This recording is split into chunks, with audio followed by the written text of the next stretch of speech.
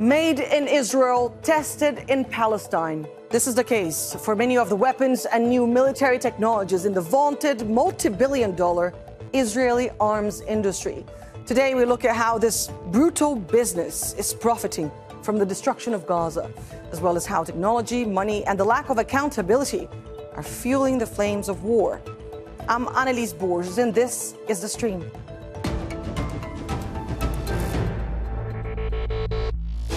Since becoming operational in the IDF in the mid-1990s, Hermes Family Systems logged more than 400,000 operational flight hours in more than 40,000 successful combat missions for various forces around the globe, making them the most versatile and reliable tactical unmanned aircraft platform in the world. Despite the country's relatively small size, Israel is one of the world's largest weapon exporters. In 2022, its arms sales reached $12.5 billion, a 20% increase over the previous year. Praised for their innovation, Israeli manufacturers proudly advertise their battle-tested products. But what is the cost to the test subjects, the Palestinians, especially in the context of the current bloodshed in Gaza? Joining me today to discuss this are Antony Loewenstein, author of The Palestine Laboratory, How Israel Exports the Technology of Occupation Around the World, Marwa Fatafta, MENA Policy and Advocacy Director at Access Now, and Sophia Goodfriend, a journalist focusing on AI and surveillance. Thank you all so much for joining us here on the stream today. Antony, Israel's war on Gaza is one of the most destructive military campaigns in our history. And we talk a lot about international support, U.S. support, but how much of this destruction is actually down to the Israeli military apparatus alone, would you say?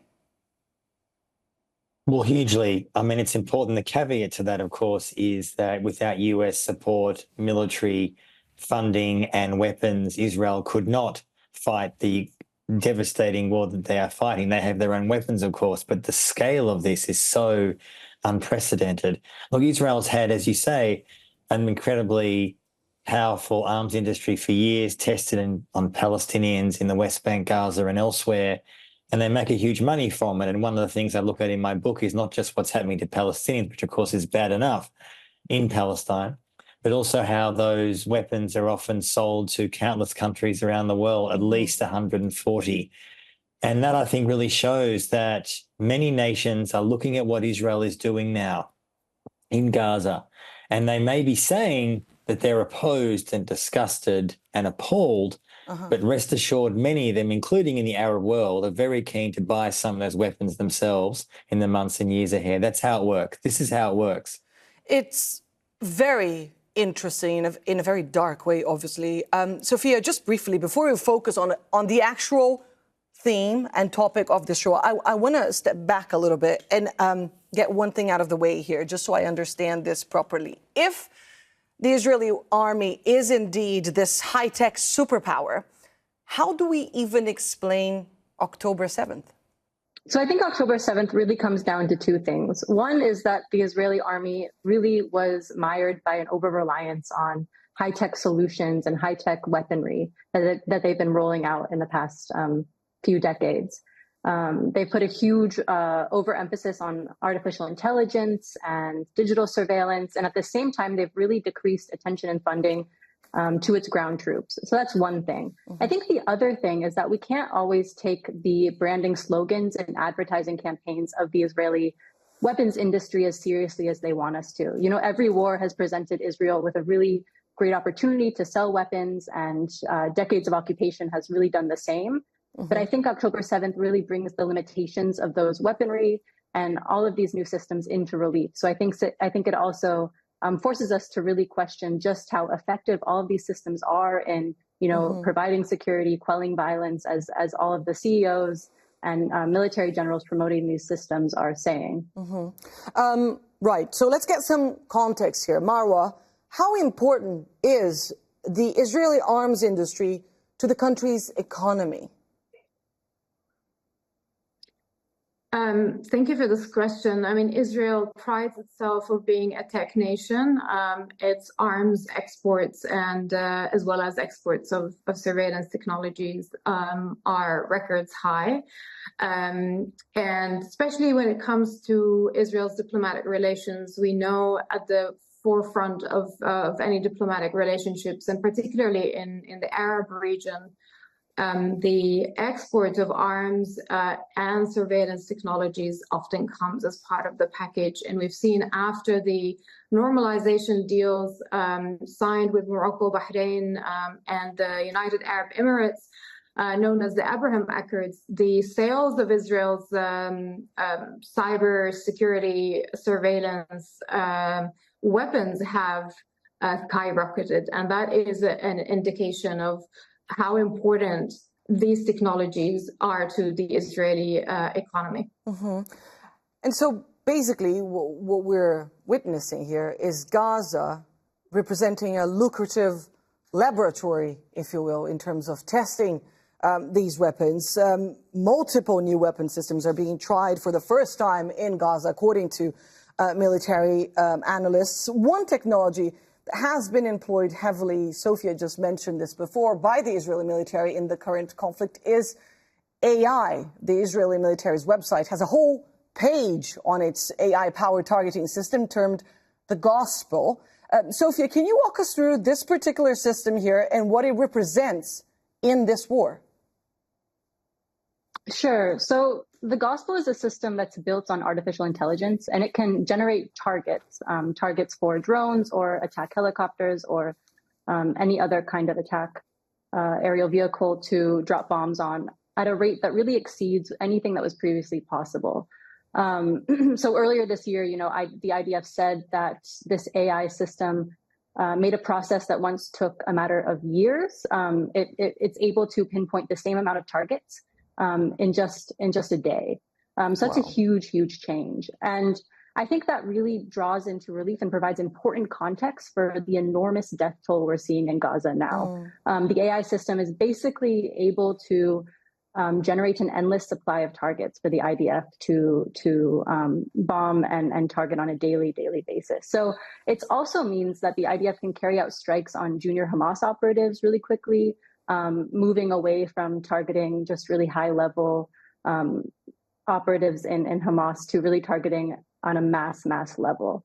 And I think, as I said in earlier, what sources within the IDF are saying is that this system is really enabling essentially a mass assassination factory. We've seen reporting here in Israel and Palestine that draws from sources within intelligence that really draws out just the enormous scale of the killing and how AI is playing a really pivotal role. It also draws into relief how AI is allowing the IDF to kill non-combatants as well. And I think that really draws also a really important question about just how accurate this technology is. I mean, exactly. So it can generate an enormous list of targets, but if we're killing, 2/3 of those dead are women and children, just how accurate are the AI systems precisely that are generating this list? With technology, there is supposed to come more precision, but you just mentioned there 2/3 of those killed are women and children. We're talking about 70% of all homes in the Gaza Strip completely destroyed, 8,000 children, 3 Israeli hostages. I mean, what is your take here, Marwa? I think to Sophie's point, often there's a lot of hype around AI and tech solutionism in general and what can and cannot achieve. And so I think we should definitely question the branding and the promise of such technologies, regardless of what the Israeli military says. Mistakes are bound to happen with AI, and the death toll and the horrors we see in Gaza is an indication of that. There's another example that comes to mind here, also from Gaza. I think in 2014. For those who remember the tragic incident of the killing of 4 Palestinian children playing football on the beach, they were targeted by the famous Israeli Hermes drone. And that drone was tested for the first time in the Gaza Strip. And there was an investigation, I think, done by the Israeli military around this killing, because it attracted a lot of global attention. And it was interesting that even though they admitted that they thought that those children were Hamas targets, they still hailed it as a successful attempt, because it was done with precision.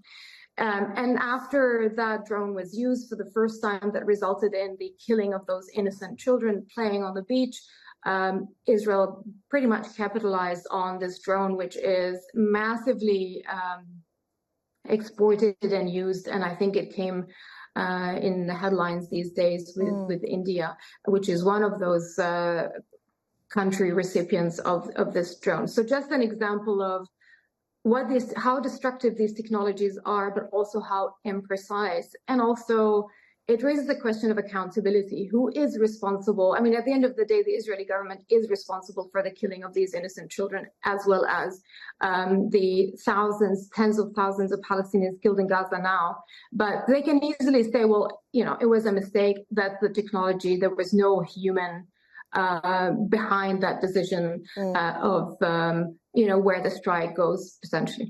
Obviously, a huge problem of accountability there. I want to get Antony in here, because we talked about this briefly before. The way some of the surveillance tools and weapons are used is truly dystopian. Have a look at this video, filmed not in Gaza, but in the occupied West Bank. It shows an Israeli drone warning a Palestinian family not to resist or risk being killed. أنا بنصحكم إنه تاخدوا بالكم وتاخدوا بالكم على أولادكم. كل واحد اللي بيفكر يعمل إشي إحنا نوصله. وإذا لازم نقتله. ولا بنسوي إشي ولا بنسوي إشي. إحنا قاعدين بدورهم كيف نحل عنا. Antony, you mentioned before, you wrote a book about this, about the wider context here. This is not new, nor is restricted to Gaza. How long have Palestinians been targeted and used in these tests? Since 1948. I mean, one of the remarkable things, and I talk about this a lot in my book, is that the history of Israel really is from the beginning. The early leaders of Israel, David Ben-Gurion and others, very much saw the possibility of using what they were doing in Israel and, frankly, Palestine as an example to the world. They wanted to make friends. And from the beginning, dehumanization of Palestinians was central to Israeli and Zionist ideology. I mean, that's been a key raison d'etre from the beginning. And after 1967, the occupation officially, of course, begins. And since those decades, over half a century, it's been a vital part of Israeli government and military philosophy and ideology that Palestinians were a perfect testing ground for new weapons. But it wasn't just, as I said, to try to oppress Palestinians. Mm-hmm. You have to also try to make money from that globally. And as I document in the book, there are so many examples. It's actually easier to look at countries that do not and have not bought Israeli repressive technology. I'm talking about apartheid South Africa back in the day, Chile under Pinochet, Myanmar right now, when Myanmar has been found to be committing genocide against the Rohingya Muslim population, Israel is still selling weapons to that country and surveillance technology. So one of the things is briefly about the gospel we were talking about a minute ago. The point is carnage. That is the point. And as you've seen, as many viewers will have seen, all these Israeli soldiers on TikTok proudly showing off their war crimes. That goes to the heart of what I've been saying for a long time. Israeli society itself has been radicalized. Not every single Israeli, obviously, but a majority, according to polls for years, do not see Palestinians as equal people to them.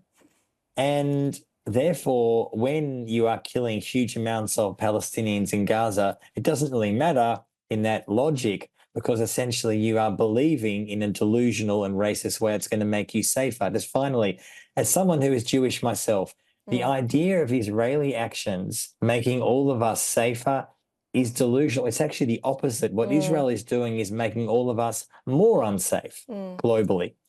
I want to bring into the conversation a post made by Israeli defense tech startup Smart Shooter. They posted this ad. It's an advertisement. The caption there reads, "The Smash 3000 is now in action, transforming close-quarter combat scenarios." Sophia, you actually quoted in one of your recent articles Michael Moore, Smart Shooter CEO, who said, and I quote, that Israel's war on Gaza is the finest hour of the defense industries. I mean, how much in terms of gains are we talking about? And are Israeli arms companies actually poised, I don't know, to be the only victors in this carnage? I think that's a good way of putting it. I mean, the war for the rest of the Israeli economy and for much of Israeli society has been a net loss. Thinking about hundreds of thousands of people mobilized for reserves, putting a huge stall on economic functioning, on schools, et cetera. But we have seen actually small defense tech startups like Smart Shooter and other companies that are marketing cyber weapons and AI-enhanced tanks and drones. Their stocks have really surged. And so I think that points to just how good this war is for that small part of Israel's technology industry and the defense tech industry in general. I think it's quite nefarious to see, small businesses claiming that this war is really good for them and will lead to revolutionary innovations across the board. But I think it's also important to look at the role that transnational capital is playing in that as well. I mean, we've seen a host of international investors, a lot of people from the United States, in fact, coming to Israel to invest in defense tech. And it seems that, as this war goes on, as war within Russia and Ukraine go on, that venture capitalists and financiers across the board are dropping money onto defense tech startups because they see this as really a stable industry as war in Gaza rages on and as instability worldwide just surges. So I think that's an important point to kind of emphasize as well. Marwa, I mean, I want to talk about ethics, but it seems absurd in here because clearly we have seen none of that. But are there ethics in terms of testing weapons? Is there any code of conduct here, especially in terms of testing with AI? So Israel pretty much deploys, tests all sorts of technologies in the occupied territories outside of the realm of any ethics or law. And as a matter of fact, Israel has always argued that international human rights law doesn't apply. So its obligations under international law doesn't apply to the occupied territories. And so it pretty much Palestinians who live in the West Bank and Gaza have no rights whatsoever. That is the system of apartheid. That's the system of settler colonialism, that the subjects that Israel occupies and oppresses have no rights whatsoever. And so it can deploy all sorts of technologies without their consent, without their knowledge. Israeli companies have a free ride, really, like a Smart Shooter, for example, the first time we've heard about Smart Shooter was in my home city in Hebron, where it deployed its technology on a checkpoint in the old city that is used by hundreds of people on a daily basis. And if you go to their website, you'll see videos of them, promotional material that are set in Palestinian villages, trying to shoot targets that look Palestinian, and they dub them, of course, as terrorists. Are there ethics? Yes, there are ethics. Does Israel comply with ethics, let alone international law standards, as we've seen in the Gaza Strip? Absolutely Israel not. pretty much has riddled everything, every norm, every standard, useless in its case with its full impunity. I want to thank you, Marwa, Antony and Sophia, for joining us here on the stream today for this essential conversation, and very enlightening as well. I want to focus now on a campaign we have already talked about here on the show, the Boycott, Divestment, Sanctions, or BDS movement. And welcome to the stream, Saleh Hijazi. Saleh, the BDS movement has called for a two-way arms embargo on Israel, aiming to prevent it from both importing and exporting weapons. I want to get you to react to what this activist who was blocking the entrance to an Elbit factory in the UK had to say. On Elbit Systems, who are supplying Israel with 85% of drones and land weapons. 30,000 Palestinians are dead, 12,000 of whom are children. That is not including the ones under the rubble. We have murderers in our backyards. We are here and we will be here every single day until Elbit has been shut down, all 9 factories across the UK. Saleh, can you walk us through some of the BDS movement's efforts to try and impose this two-way embargo? Yes, thanks, Anelise. Let me say first, to contextualize it within international law, that the sale and transit of weapons, as well as buying weapons from a state that is committing systematic war crimes, crimes against humanity, including apartheid, and committing genocide is illegal. The International Court of Justice has recently, on the 26th of January, which is the world's highest court, confirmed that Israel is plausibly committing genocide against 2.3 million Palestinians in the besieged and occupied Gaza Strip. There are legal consequences arising from the damning ruling against Israel and implications on states and corporations, particularly those that are linked with Israel's military and arms industry. You do not supply genocide with weapons, and you do not buy weapons from a regime that is committing genocide. Weapons, as the other guests have pointed out, are a crucial part of Israel's brand. The weapons and the violent oppressive technologies, the weaponized technologies it produces and sells to countries around the world is a massive, massive problem. And this is especially appealing, as a guest has pointed out, to dictatorial regimes.